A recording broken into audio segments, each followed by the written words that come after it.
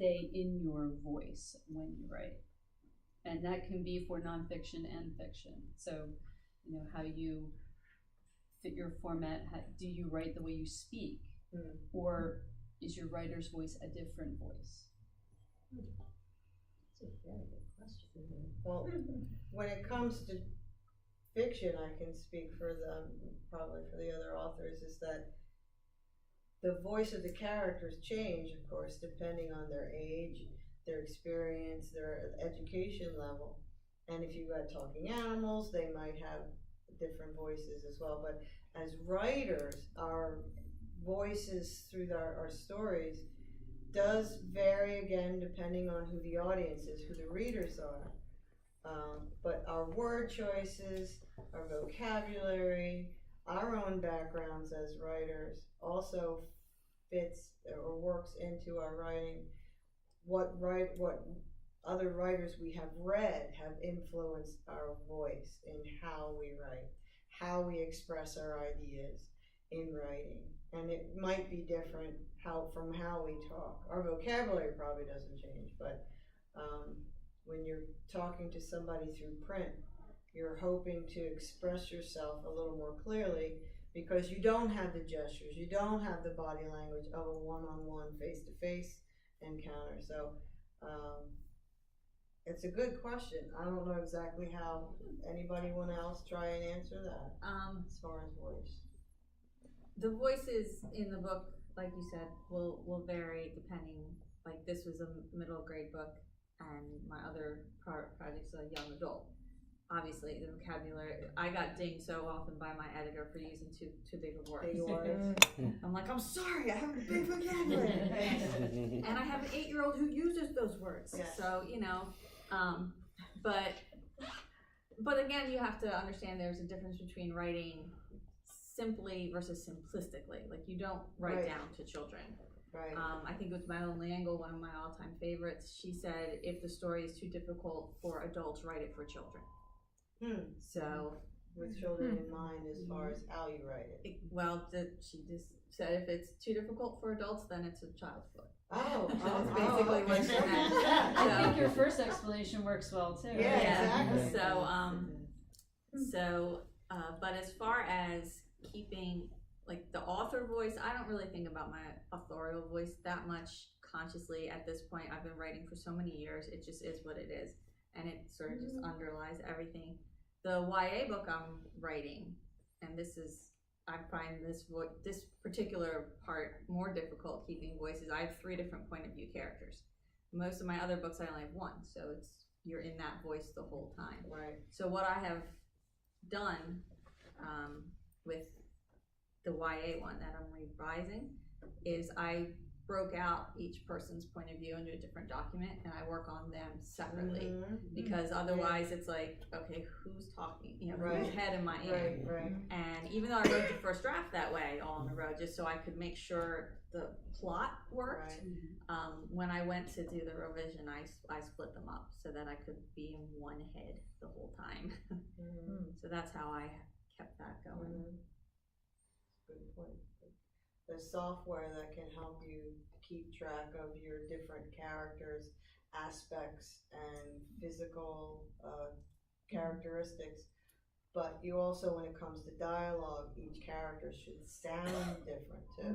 And that's a challenge in itself when it comes, maybe not necessarily in the first draft, but obviously in the revisions that follow, you want to make sure that each character, whether there's a tag attached to it or not, you can tell who it is. Their reasoning is different. The way they solve problems is different. The way they address other people of authority versus children is different. So something to think about. Anybody else about voice? Have you paid attention to your voice as you're writing? If you're writing nonfiction, if you're writing an editorial, if you're writing a magazine article, if you're writing a piece of a how-to related to some technology or something, it's going to be different from when you're writing a story or telling a story.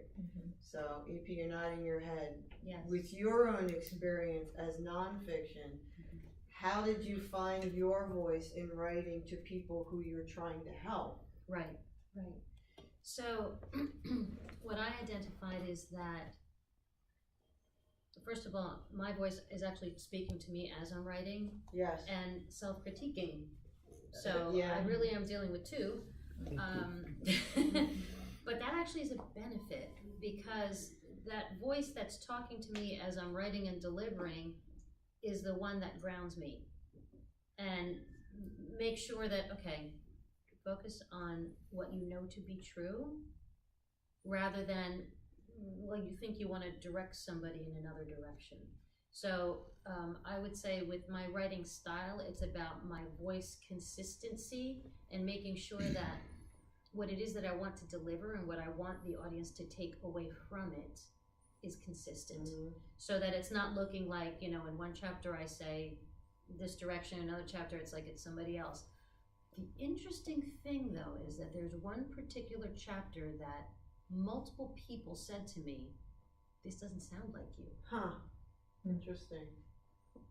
And I reread it 100 times, and as much as I thought, well, do I rewrite it? Because I'm getting that feedback that it doesn't sound like me? Or is it that I'm revealing a part of me Maybe. that I don't allow people to see? Right, otherwise. And I think that that's Deeper really what voice. it was. Yeah. That's really what it was. It was, you know, there's slight underpinnings that have formed my personality, and when I divulged that in the story, they thought, this is not the way I go. I don't get it. You connected with that particular topic on a different or deeper level than the other. Right. Gotcha. And your voice does change. And I think it's important too, if you're getting that feedback from people who know you personally, then it's probably what you're saying is it's a part of you they haven't seen before. Yeah. But if it's total strangers saying this chapter doesn't sound like any of the other chapters, then maybe there is something to that, you know, it might need to be looked at again. But you gotta sort of consider the source too. Yes. Yeah, these were people that were very close to me. Right. Yeah. So That it were was kind of like, it was- wait a minute. Yeah, it was Yeah. probably more that than if you're Yes. not getting that feedback from people who don't really know you except from through the book. Exactly. So Anybody else about voice? I'm just gonna say, so I feel like in a children's story, because it's a short story, the voice isn't there very long. Like you know what I mean? It's not like I have these very in-depth characters and things like that, except for the Easter Bunny. So it was like a short voice or a quick voice or whatever, and it was, you're in that space, you're writing, and then you kind of come out of it, and then you're focusing more on the illustrations and things like that.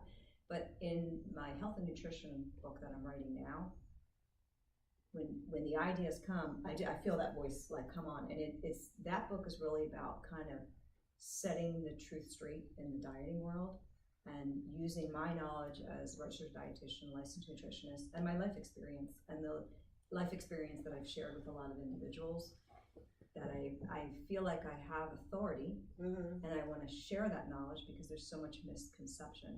So that voice comes on very strong, and I just start spilling it out and writing and writing and writing. And then I correct myself, like you were talking about the criticism, the self-criticism, and then I'm rewriting or whatever, but that is a much stronger voice, I think, than this, because that book is going to be much, much longer and much more detailed. But yeah, there are differences, for sure.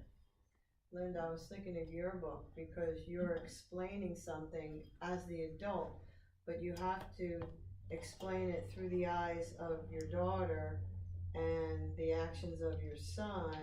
So, and it's a children's book, so the language, the vocabulary you use, the softness of the language, and attention to the details and the approach of this problem solving is not as a mother telling another mother. It's sort of a child to a child. So you had to create a very distinctive voice to get the information along so that a child can read this and understand it, and a parent can read this to a child and the child can understand it. And I had not a good editor too. Oh, well. Thank you. Okay, hey, another question, please. Yes, my dear.